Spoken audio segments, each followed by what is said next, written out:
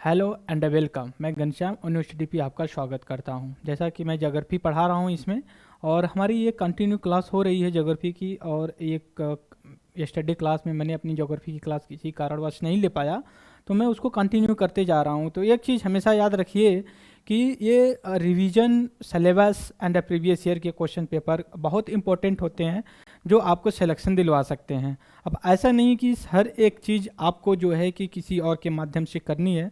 ये सारी चीज़ें मैं आपको डेली बेसिस पे करवा रहा हूँ यहाँ पे।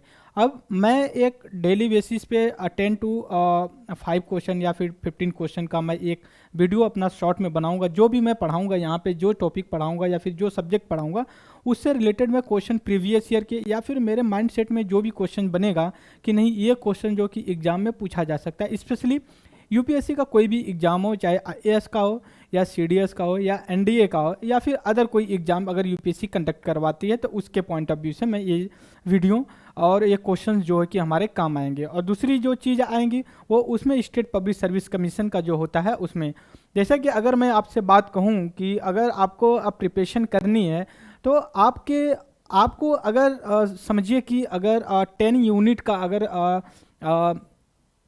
एक छोटा सा एग्जांपल मैं लूँ, जैसे मैराथन होता है या फिर जो फास्ट फराटा दौड़ उसेन बोल्ट का आप नाम सुने होंगे। तो उसमें क्या होता है कि जो उसेन बोल्ट होता है वो 100 मीटर, 100 मीटर या फिर 400 मीटर का अगर वो फराटा दौड़ अगर वो एथलीट्स है वो दौड़ लगाता है, तो उसमें अब ऐसा नहीं कि वो डेली 100 मीटर या फिर 400 मीटर ही वो रन करता होगा, प्रैक्टिस करता होगा। नहीं, ऐसा नहीं। अगर वो करता है तो जाहिर सी बात है कम से कम डेली बेसिस पे वो 50 किलोमीटर वो डेली प्रैक्टिस करता होगा, तब जा कर के वो जो कि वो इस रेस को जीतता होगा। और अलग अलग एक्सरसाइज और भी करता होगा। जो मैराथन दौड़ लगाते हैं, जैसा कि आप मैराथन की अगर बात करें, तो मैराथन एक ऐसा होता है किसी सिटी का होता है, उसको पूरा लोग दौड़ते हैं। वो 42.195 195 किलोमीटर होती है, राइट। तो ये इसका मैं कुछ मैराथन का नाम भी आपके साथ शेयर कर सकता हूँ। जो 14 नवंबर को अभी आने वाला है, जो ये इलाहाबाद उत्तर प्रदेश में होता है, इंदिरा मैराथन होता है। एक होता है मुंबई में आपका जो है कि उसको वर्षा मैराथन बोलते हैं, जो चर्चगेट से लेकर के बोरीवली तक, कांदीवली तक होता है। मतलब क्या है कि अगर वो उनको 42 या 43 किलोमीटर के आसपास अगर उनको मैराथन दौड़नी है, वो ऑलमोस्ट लोगों का जो कि 2 आवर 25 मिनट या फिर समथिंग के आसपास होता है। तो ये इनकी ड्यूरेशन होता है। तो जाहिर सी बात है अगर वो 42 किलोमीटर मैराथन में दौड़ रहे हैं, तो डेली प्रैक्टिस वो 42 किलोमीटर की ही नहीं करते होंगे।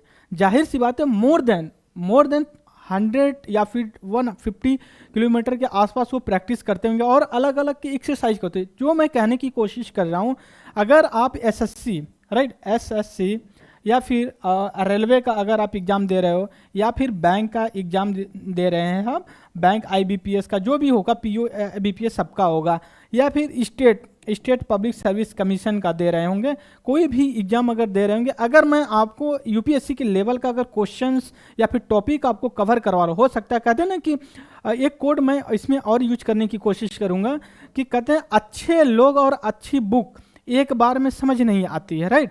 तो इस चीज़ को हमेशा ध्यान रखना कि हो सकता है कि मेरी क्लास आपको लगे कि बहुत लेंदी या फिर बोरिंग है, ऐसा नहीं होगा।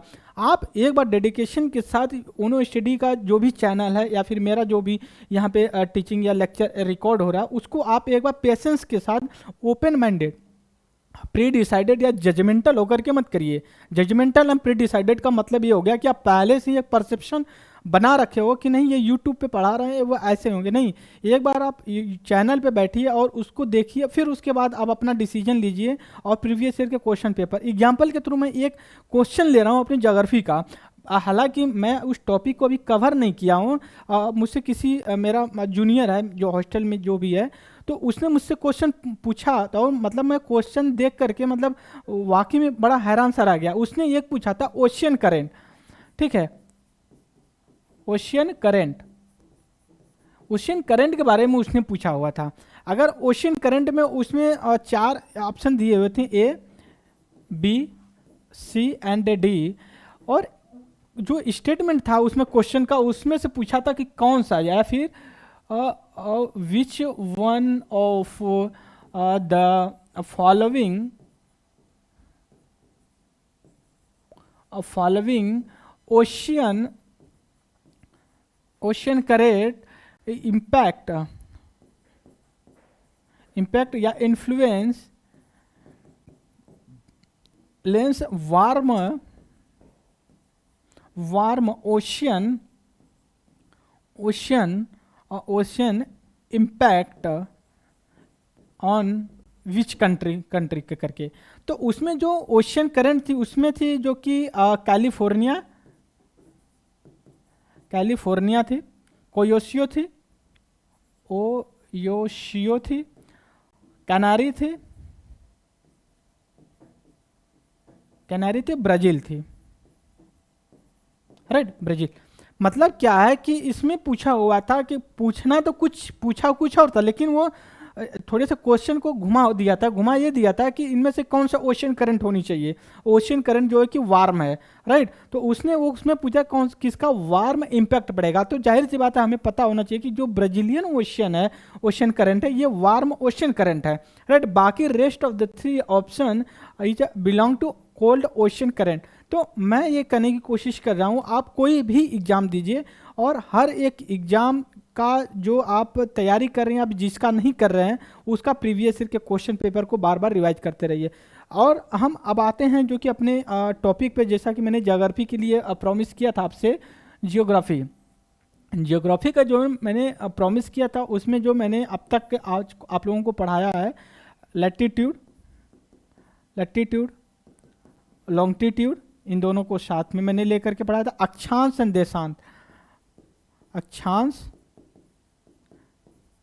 देशांतर को पढ़ाया। दूसरी बात प्रेशर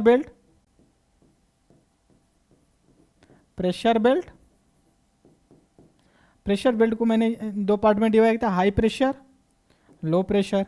जाहिर सी बात है कितने थे टोटल, ये 7 थे, तो आपको पता होना चाहिए कि ओशन वो कितने थे।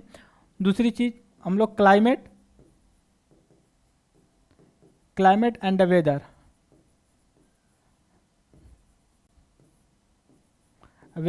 राइट। ये वेदर, क्लाइमेट, जलवायु एंड सॉरी इसका हिंदी थोड़ा सा मिस कर रहा हूँ। तो ये क्लाइमेट एंड द वेदर के बारे में हम लोगों ने पढ़ा था, और हमारा एक क्लाइमेट को कंटिन्यू चल रहा है। और क्लाइमेट में हमने जो पढ़ा था आगे करके, इसमें इसका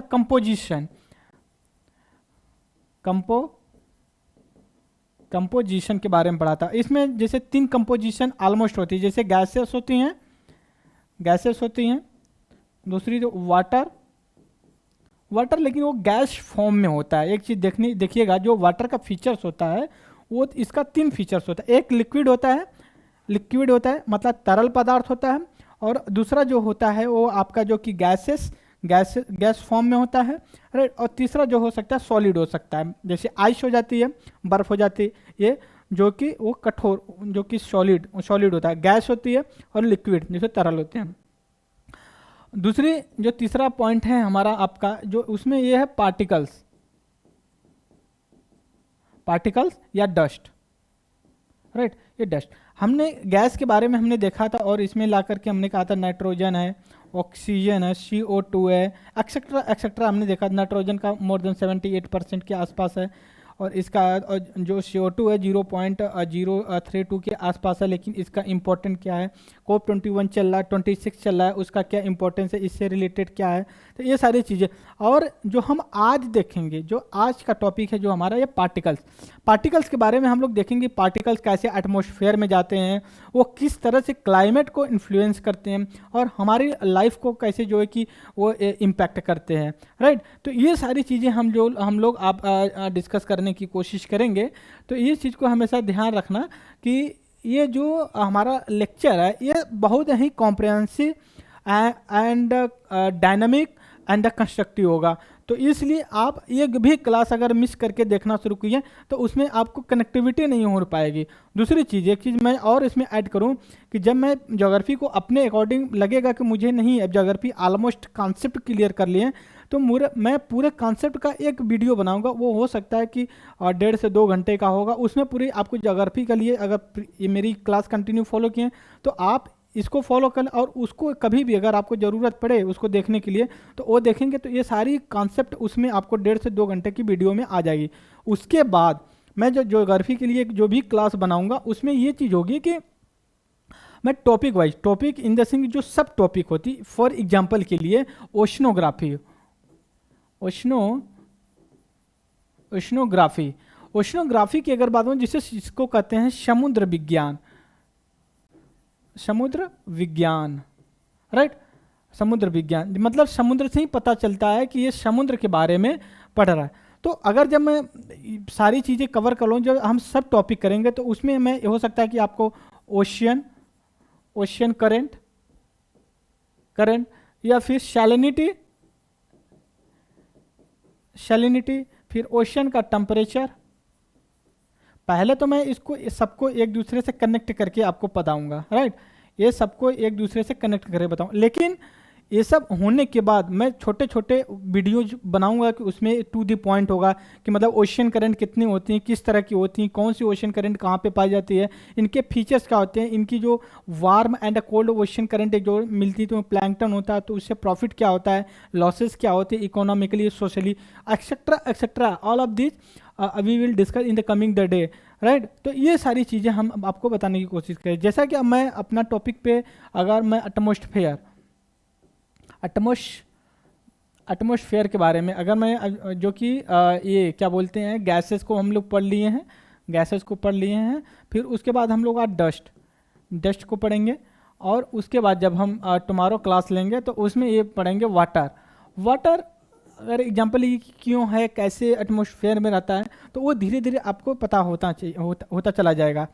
जैसा कि अब डस्ट को हमें अगर पढ़ना है तो हमें थोड़ा सा एक चीज़ हमें याद रख लेनी चाहिए कि हम कैसे डस्ट को कैलकुलेट करते हैं। जैसे हमने कहा था कि गैसेस होती हैं, तो डस्ट ऐसा कुछ अगर हम बात करने की कोशिश करें तो ये इस तरह का हम एक डायग्राम बना रहे हैं, क्योंकि देखिए ज्योग्राफी पूरी डायग्राम, मैप, मेरा क्लास ही ज्योग्राफी थ्रू मैप, इसमें मैप का इसमें सिस्टम नहीं ला पा रहे हैं, तो इस वजह से मैं ये कह रहा हूँ कि आप इस चीज़ को थोड़ा सा डायग्राम मतलब विजुलाइज करिए चीज़ों को, और विजुलाइज जब करेंगे तो आपको एहसास होगा कि नहीं, जो ज्योग्राफी है केवल ऑब्जर्वेशन से ही आपका मोर देन 85% प्रॉब्लम सॉल्व हो सकती है। फॉर एग्जांपल के लिए केवल ये ज्योग्राफी में ही नहीं काम करेगा, अगर आपकी मैपिंग स्ट्रांग है, हिस्ट्री में काम करेगा, राइट, आपका IR में करेगा, राइट, और लास्ट में अगर करेगा, जैसे कि मान लीजिए कि अगर आप इंटरनेशनल क्या बोलते हैं वर्ल्ड हिस्ट्री पढ़ रहे हैं, तो अब आपको डिफरेंट टाइप के चीज़ें देखने को मिलेगी।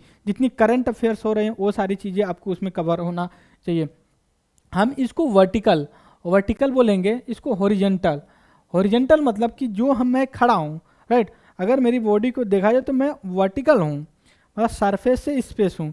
अगर मैं लेट जाता हूँ बेड पे या फिर ज़मीन पे, तो उसमें क्या ये हॉरिजेंटल हो जाएगा। आप ऊर्ध्वाधर और क्षैतिज होती है उसमें, तो मैं ऊर्ध्वाधर क्षैतिज शायद इसको बोलते हैं, क्षैतिज हॉरिजेंटल को बोलते हैं ऊर्ध्वाधर। हो सकता है थोड़ा सा मेरा मिस्टेक हो जाए, लेकिन मैं श्योर हूँ मोर देन 99.99 कि मैं जो कह रहा हूँ सही है। Vertical and horizontal, right. Vertical का मतलब क्या हो गया कि हम सरफेस से कहाँ जा रहे हैं, स्पेस में, राइट, कहाँ जा रहे हैं, स्पेस में, सरफेस से। अब क्या है यहाँ सरफेस पे, क्या है यहाँ सरफेस से अगर हम हॉरिजेंटल जाते हैं तो सरफेस में ही रहते हैं, राइट। तो आप बस लेट गया। दूसरी चीज़ ये हो गई कि हम जैसे जैसे ऊपर जाते हैं, राइट, जैसे जैसे अगर हम ऊपर जाते हैं तो इसमें ये होता है कि आपका जो एटमॉस्फेरिक कंपोजिशन होता है, या गैस का, डस्ट का, या फिर वाटर लेवल का, वो कम होते जाता है, राइट। ये चीज़ आपको और क्लियरिटी तब आएगी जब आप इंसोलेशन, राइट, इंसोलेशन को अगर पढ़ेंगे। इंसोलेशन का मतलब ये चीज़ हो गया कि जब ये सन होता है, राइट, और यहाँ पे अर्थ होती है, राइट, ये अर्थ है, जब सन की रेज यहाँ पे पड़ती है, ठीक है, तो क्या जितने यूनिट आता है यहाँ पे उतना यूनिट ही ये ऑब्जर्व कर लेती है? आंसर है कि नहीं। वो क्या होता है कि कुछ जो है कि यहाँ से रिफ्लेक्ट हो जाते हैं, वो यहाँ से आते यहाँ टकराते हैं, फिर वो चले जाते हैं वापस, फिर वो यहाँ से आते हैं, फिर वापस चले जाते हैं स्पेस पे, फिर ये यहाँ से आते हैं, फिर ये वापस चले जाते हैं। तो जो रिफ्लेक्शन होता है, राइट। जो रिफ्लेक्शन होता है उसको एल्बिडो बोलते हैं, राइट। तो इनको कैलकुलेट करके अर्थ का जो या एटमॉस्फेयर का हीट बजट बोलते हैं, राइट। तो दूसरी चीज़ ये हो गई कि यहाँ पे ऐसा क्यों होता है कि जो रिफ्लेक्ट हो जाती है। अगर आपको पता होगा गैसेस होती हैं जो डस्ट होते हैं और उनसे वो टकरा करके जो वापस। दूसरी चीज़ आप कभी देखे होंगे कि जब सन सेट होता है या डूबता है या फिर जब राइज होता है, उगता है, तो उसका कलर डिफरेंट होता है, राइट, रेड होता है। लेकिन जब दोपहर में होता है तो वो अलग होता है। अगली चीज़ कि अगर आप देखे होंगे कि जब रेनफॉल हो जाती है, जिसको रेनबो बोलते हैं, रेनफॉल होती है तो आपको एक रेनबो बना हुआ नज़र आता है। वो क्यों आता है? स्कैटरिंग की वजह से।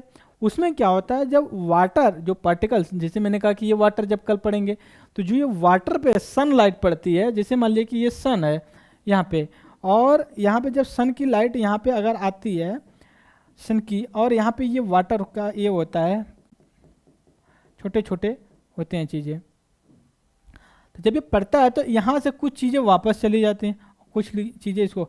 तो इसमें क्या होता है कि वो मतलब स्कैटरिंग उसको बोलते हैं, इंग्लिश में उसको स्कैटरिंग बोलते हैं, मतलब कि उनका जो है कि बिखरा होना। तो उनमें क्या होता है, रेनबो इस तरह की कुछ बनने की आपको दिखाई देगा, राइट। ये चीज़ आप हमेशा ध्यान रखिएगा, ऐसा क्यों होता है। एग्जाम्स में पूछा हुआ है, जैसे यूपी पीसीएस का भी एग्जाम हुआ, उसमें ये पूछा हुआ था एल्बिडो किसका सबसे ज़्यादा, फ्रेश आइस का, या फिर आपको जो डेजर्ट होते हैं, मरुस्थल होते हैं उसका, या फिर जो है कि जहाँ पे ट्री वगैरह होती है उसका, या फिर वाटर का। जैसा हम बचपन से पढ़ते आ रहे हैं कि एल्बिडो सबसे ज़्यादा क्लास 6 या 7 स्टैंडर्ड का जो है कि ये ज्योग्राफी का क्वेश्चन है, एल्बिडो सबसे ज़्यादा आइस की होती है। मतलब क्या है कि अगर यूनिट सन से अगर 100 यूनिट अगर सनलाइट आती है तो उनमें क्या होता है कि जो आइस होती है, आइस जो बर्फ होती है उससे जो टकराती, तो उसका मोर देन 75 से लेकर के मोर देन 90% तक जो वो रिफ्लेक्ट हो जाता है, बस 10-5% जो कि वो ऑब्जर्व कर पाता है। दूसरी चीज़ ये होगी कि आपको जो क्वेश्चन अगर आपके दिमाग में आ गया, क्वेश्चन कैसे बनता है, तो क्वेश्चन जो बनेगा आपको statement, which one of the following statement is correct with respect to albedo, या फिर निम्नलिखित में से कौन सा कथन सही है। एल्बिडो, एल्बिडो देखिए उसमें हिंदी इंग्लिश कोई नहीं, एल्बिडो हिंदी है। जैसे एल्बिडो, एल्बिडो, तो इसको एल्विडो ऐसे ही लिखते हैं, राइट, एल्विडो। तो मतलब क्या है कि इनमें से सबसे ज़्यादा एल्बिडो, तो वो हो सकता है कि which of the following statement is correct with respect to, statement अगर देना शुरू हो वो कह देगा highest albedo with is ice, fresh ice, minimum या फिर सबसे न्यूनतम जो एल्बिडो होता है वो जो है कि आपका क्या हो सकता है कि वाटर का हो या फिर जो कि ग्रॉस लैंड का हो एक्सेट्रा। तो वो आपको पता होना चाहिए किस है। मैं आपको असेंडिंग ऑर्डर में उसको बताऊंगा, राइट। तो फिलहाल तो हमारा ये जो टॉपिक है इसमें कि जो डस्ट होती है तो जो अर्थ होती है, ठीक है, जब जो हम कहते हैं कि जो अर्थ होती है वो, अब ऐसा नहीं कि जो सन से लाइट आती है उससे गर्म होती, नहीं, जब अर्थ से लाइट टकराती है और जब अर्थ जो कि जब तक ऑब्जर्व करते करते उसके बाद जब उस अर्थ का जब अल्बिडो होता है तो उससे जो कि एटमॉस्फेयर जो कि हमारा वार्म होता है, राइट। इस चीज़ को आप ध्यान रखिएगा, ये कैसे होता है। और दूसरी चीज़, एक चीज़ मैं अब आपको और बता दूं कि जो ये होता है कि हमारा जो कि अर्थ जो होती है ऑब्जर्व, क्या ऑब्जर्व करती, सन लाइट, राइट, सनलाइट को जो ऑब्जर्व करती है, तो उनमें क्या होता है कि ये 2 बजे तक ऑलमोस्ट 2 PM तक, राइट, 2 PM तक ऑब्जर्व करती है, राइट, ये 2 PM तक ऑब्जर्व करती है। इसके बाद जब होता है तो वो क्या होता है फिर रिफ्लेक्ट करती है। रिफ्लेक्ट मतलब अपना वहाँ से ऊपर रिफ्लेक्ट करती, तब क्या होता है कि हमारा एटमॉस्फेयर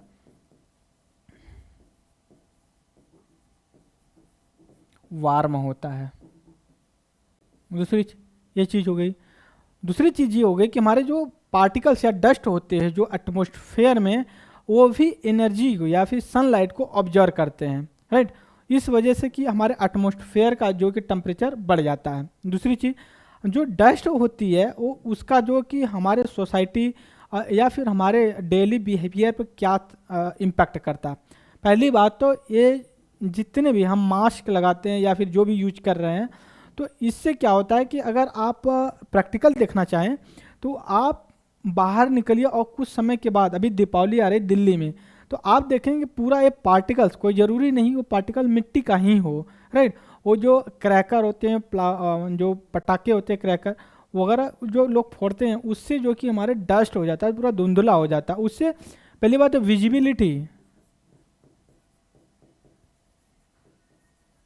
विजिबिलिटी क्या होती है, कम हो जाती है। दूसरी चीज़, जो सन लाइट होती है वो जो कि कम आती है।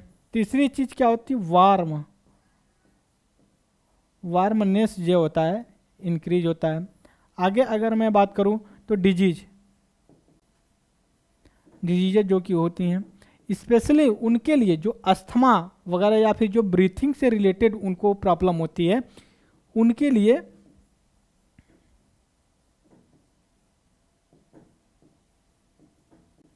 प्रॉब्लम उसको सफ़र करना पड़ता है। जब विजिबिलिटी कम हो जाएगी तो जाहिर सी बात है एक्सीडेंट वगैरह ये सारी चीज़ें होती हैं। तो ये सारी चीज़ें हमने देखा कि जो डस्ट होता है तो उससे क्या चीज़ें होती हैं। तो अब जो हम अगली क्लास अपनी लेंगे, जो मैं कल क्लास लूँगा, तो उसमें मैं वाटर का जो नेचर है, करैक्टर है, उसको मैं आपके साथ डिस्कस करूँगा। तो आज के लिए मैं बस इतना ही। Thank you very much the discussion on study पे।